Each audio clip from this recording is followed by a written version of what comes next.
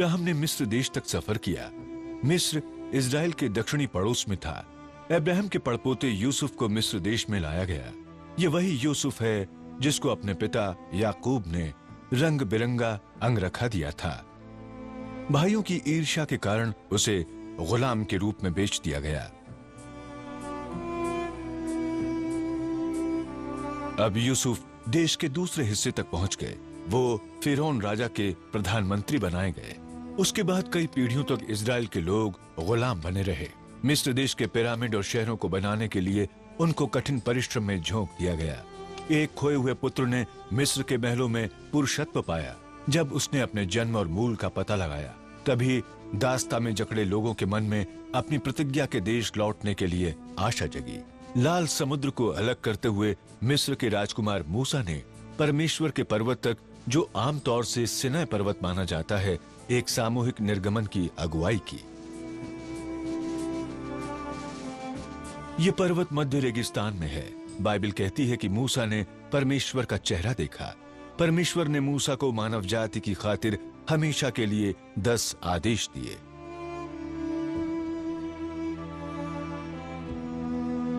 चालीस वर्ष तक इजराइल के लोग रेगिस्तान में भटकते रहे। अंत में वे प्रतिज्ञा के देश के किनारे पहुंच गए।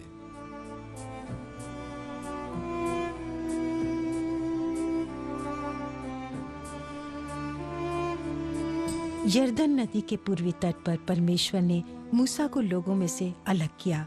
यहाँ नेबो पहाड़ पर मूसा को प्रतिज्ञा देश का दृश्य दिखाया, परंतु प्रवेश करने नहीं दिया। मूसा ने बेशक इस भव्य और शानदार दृश्य को देखा जो मृत सागर से यहूदियों और सामरियों तक था। मूसा की मृत्यु यहीं हुई और उनके कब्र का किसी को अब तक पता नहीं चला है।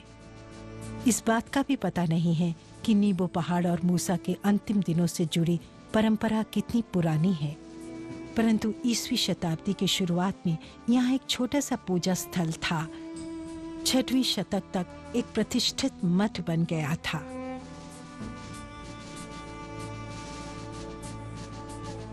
इसका फर्श कुछ फ्रांसीसी पुरातत्वज्ञ ने पिछले शतक निकलवाया और इस फर्श में मठ की सबसे सुंदर पच्चीकारी पाई जाती है।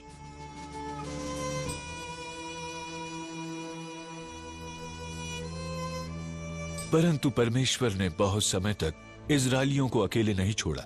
उन्हें दिया एक नया नेता। नून के पुत्र यहोशू ने अपनी जिम्मेदारी को संभाला। लोगों को भय से मुक्त कर वो इजरायलियों को यरदन के किनारे तक लाया, इस जगह से जहां कुछ हजार वर्ष के बाद यीशु का बपतिस्मा होना था।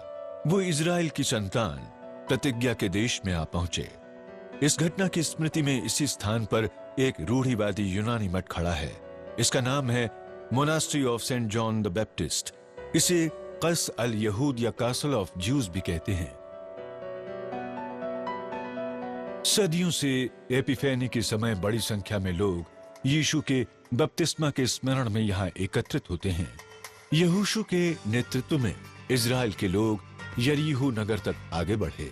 समुद्र तल से 360 मीटर नीचे बसा यरीहो धरती का सबसे निचला नगर है। रेगिस्तान में नखलिस्तान। जब से मानव जाति शहरों में बसने लगी, तब से ये नगर लोगों को यहाँ आने के लिए आकर्षित करता आया है। आज जब हम यरीहो की घनी हरियाली पर नजर डालते हैं, जिसे यहूदिया रेगिस्तान का जल स्रोत साल भर सींचता है, तो हमें मालूम पड़ता है कि सचमुच यरीहो 1000 ताड़ का शहर है। यरीहो संसार का सबसे पुरातन नगर है। इसके प्राचीन खंडहरों को जब पहली बार खोजा गया था तो उन्होंने बहुत उत्साह जगाया था, क्योंकि उन्हें देखकर लगता था कि वहां दीवारें भी रही होंगी। ये नगर 9000 साल पुराना है और शायद बाइबल के लेखन से भी पहले स्थापित हुआ था। इसी पुरातन यरीहो के पास 6ठी सदी के यहूदी सिनेगॉग या प्रार्थना स्थल के खंडर भी खोदकर जमीन से निकाले गए। इनके चिप्पीदार फर्श में मेनोराह का चित्रण है, जिस पर अंकित है इजराइल पर शांति।